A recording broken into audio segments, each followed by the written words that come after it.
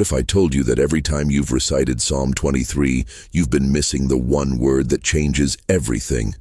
Not a metaphor, not a spiritual analogy, a literal game-shifting truth buried in the original Hebrew, one that redefines what it means to say, "The Lord is my shepherd." And here's the shocking part. This wasn't hidden from you on accident.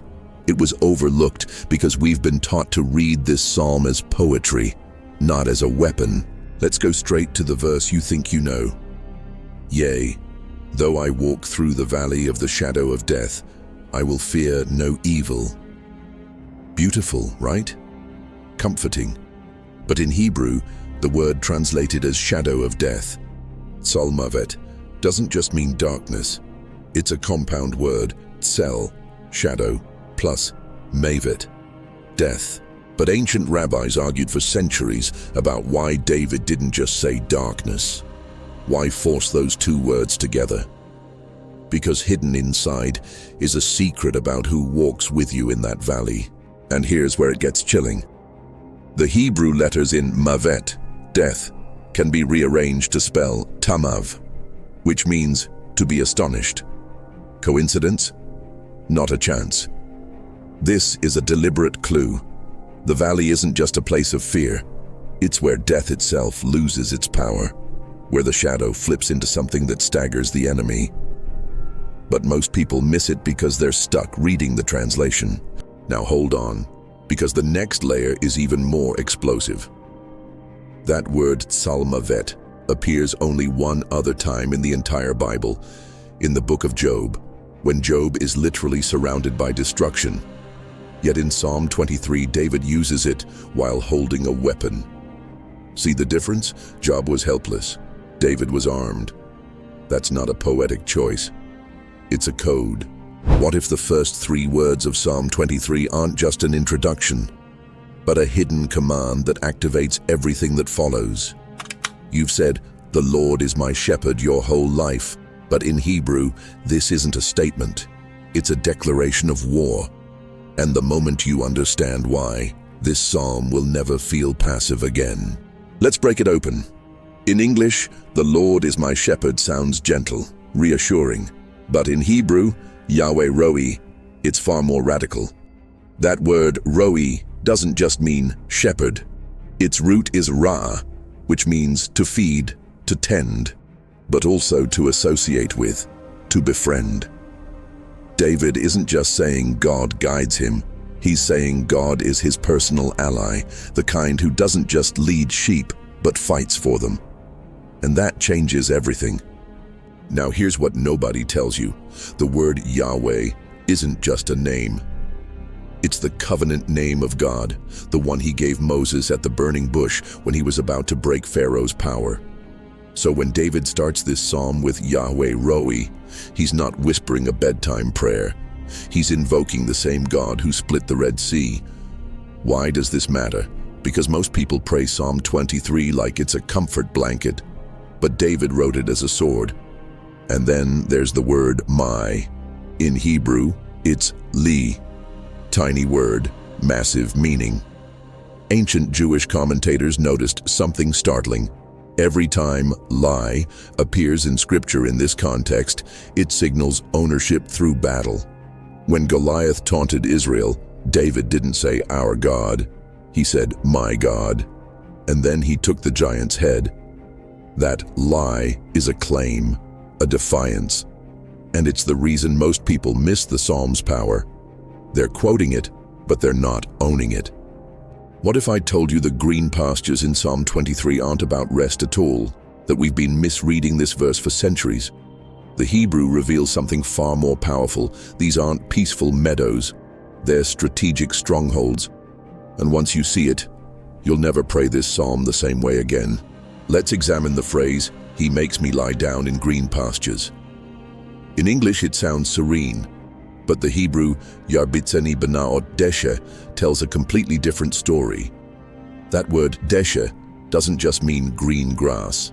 It specifically refers to new growth after rain. Not random greenery, not passive fields, purposeful provision appearing at exactly the right time. Now here's what will shock you.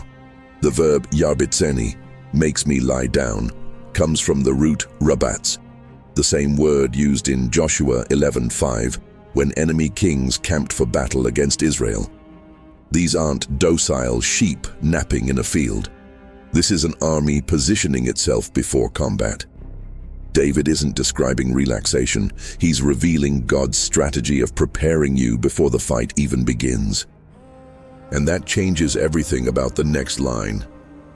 He leads me beside still waters. We picture quiet streams, but the Hebrew me menusho means something far more profound. Menusha isn't just stillness, it's the rest that comes after victory. The same word describes God's presence filling the temple after battles were won. These waters aren't passive, they're post-war provision. What if the paths of righteousness aren't just moral guidelines, but hidden escape routes carved out for you in the middle of war? The Hebrew reveals something explosive.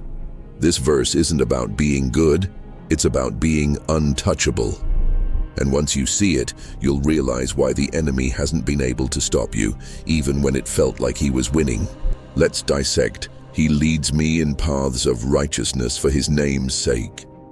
The English makes it sound like a Sunday school lesson, but the Hebrew yancheni b'magle tzedek flips the script.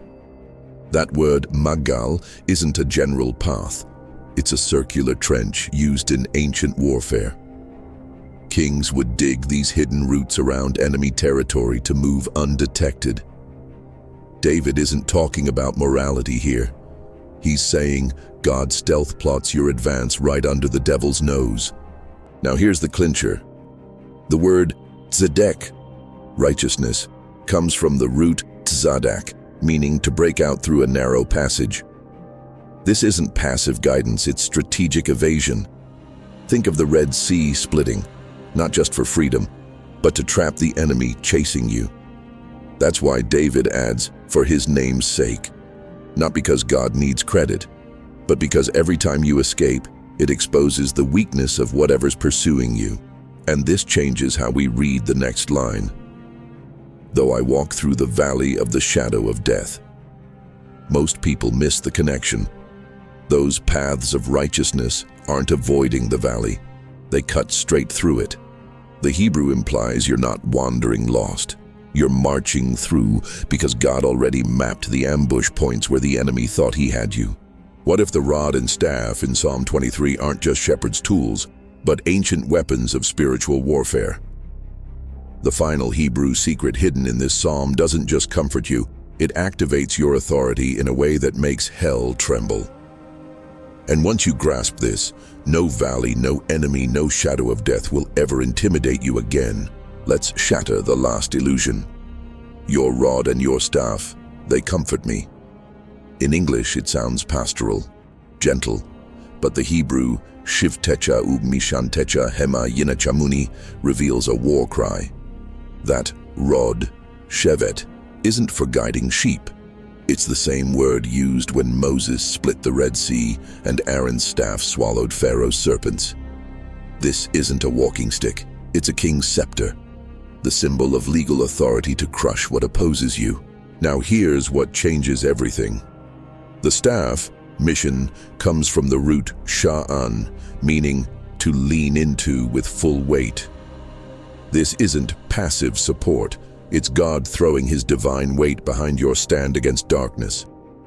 Picture a warrior bracing his spear against a charging enemy. That's the force behind this comfort. Most people pray for peace. David was declaring heaven's backup had arrived. And this explains the next line.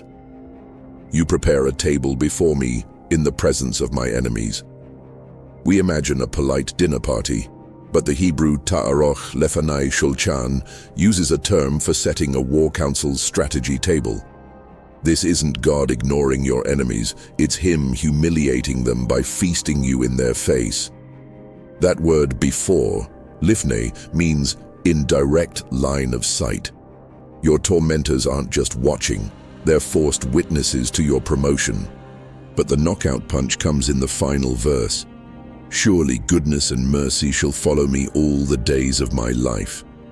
We assume this means blessings trail behind us. But the Hebrew yirdefuni doesn't mean follow, it means pursue with relentless intensity. These aren't gentle gifts, they're heaven's hounds, goodness and mercy hunting you down like a divine SWAT team. Why? Because the psalm ends where it began. I will dwell in the house of the Lord forever. Not as a guest, not as a visitor, as family, with a legal right to everything in the Father's arsenal. So I'll leave you with this. The next time you pray Psalm 23, remember, you're not reciting poetry, you're arming yourself. The Hebrew doesn't offer comfort, it issues a warrant. And now that you know the truth, hell knows you know.